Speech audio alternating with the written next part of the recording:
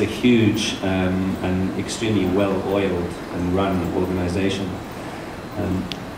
Micha, you might help me with a few of the figures here.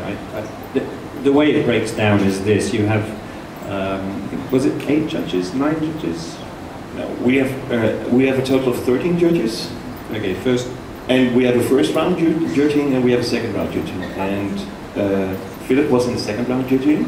And we start in the, last year we had about 78,000 images.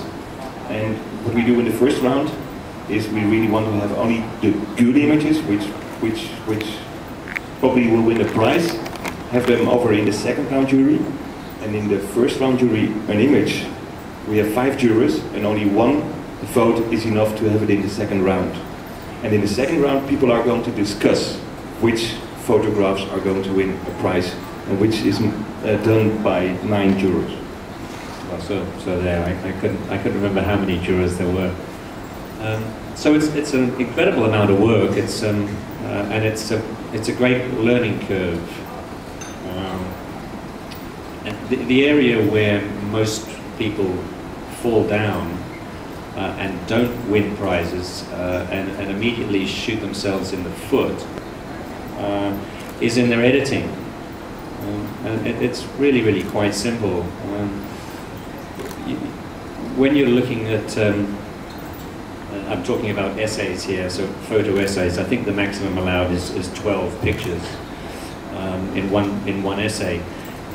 That's not to say that if you only put 7 pictures in, you stand a lesser chance of being successful. Far from it.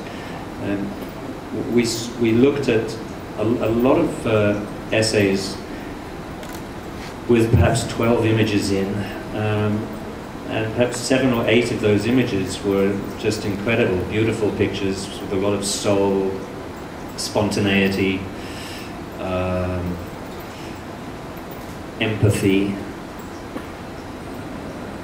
And unfortunately, we weren't allowed to give these essays prizes, because for some reason the photographers had included another 2 or 3 or 4 or 1 photograph that really, really let the whole package down. That is the best bit of advice that I can give anybody about entering and being successful in the world press. It's editing tightly, not duplicating any images or having images that are similar or that say the same thing in the same way, and making sure that every image that you put in is as strong as the one before it and as strong as the one that is following it.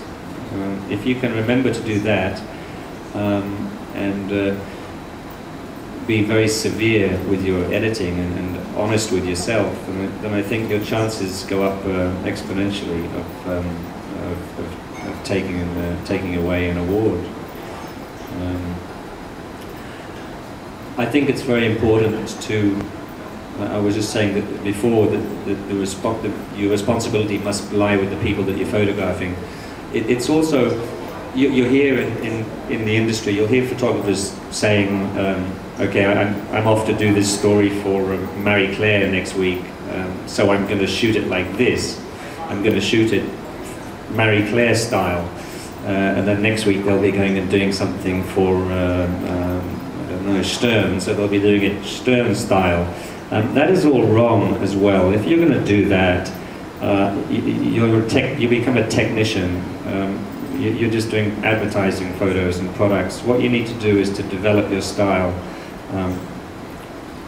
See things not just with your eyes, but with your heart, and feel them in your stomach. And allow yourself to be moved. Spend enough time that if you're witnessing something that's miserable and people suffering, it's only right that you should feel miserable and suffer too. And I'm not saying you have to go somewhere and just spend your time crying, but if you can feel a little bit of what the people are going through and empathize with them, then you'll find that you start allowing them to come through in your pictures. And if you can convey a little bit of the pain that they're feeling, even if it's only just a little bit, if you can feel it, you stand a better chance of putting it into your pictures. So go with that, see where that takes you. Don't be too concerned about shooting it in a particular style. And the other thing I would say is, in most cases, maybe South Thailand excluded, you don't want to use long lenses. I, for instance, and there are people, everybody shoots differently, but I have one camera and one lens, and that's all I ever use. And the reason for that is because I see the picture, and I know exactly what the picture is and exactly how it's framed and what it's going to look like before I put the camera up to my eye. If I reach down and I don't know whether I'm picking up a camera with a 20mm or a 35 or a 50, I put it up and it's a shock, and then the picture is gone because I've got the wrong lens. So there's always just one lens, and I know what it's going to look like. So simplify as photographers. Really get to know one thing and see in one particular way.